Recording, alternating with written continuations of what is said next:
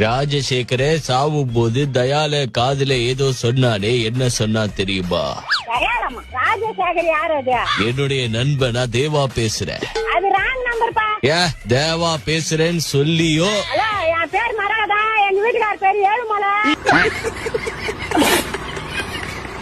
ராஜசேகர சாகும் போது தயால காதுல என்ன சொன்னா?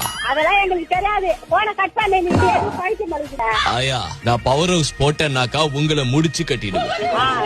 சரி முடிச்சிடு. பவர் ஹவுஸ்னா என்ன தெரியுமா உங்களுக்கு? தெரியாதே. துப்பாக்கியா? துப்பாக்கி இல்ல, சருக்க. 30 வருஷம் நிறுத்திருந்த ராஜசேகரனு கோச நிறுத்திருந்த ராஜசேகரன் தயால கொன்னுட்டா. அது ஏன் கொன்னான்னு உங்களுக்கு தெரியுமா? எங்களுக்கு தெரியாதே, சொல்ல தெரிஞ்சுக்கிறான். நெஞ்சிலேயே குத்துனா தயால ராஜசேகர. குத்தி சாவச்சானா?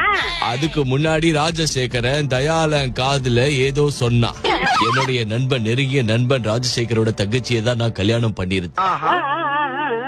ஒரு சிலிண்டர் வெடிப்புல என் பொண்டாட்டி இறந்துட்டா.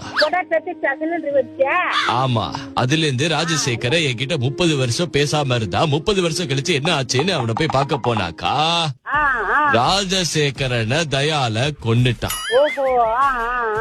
அப்படி கொல்லும் போது ராஜசேகரன் தயாலன் காதுல ஏதோ சொன்னானே, என்ன சொன்னா தெரியுமா?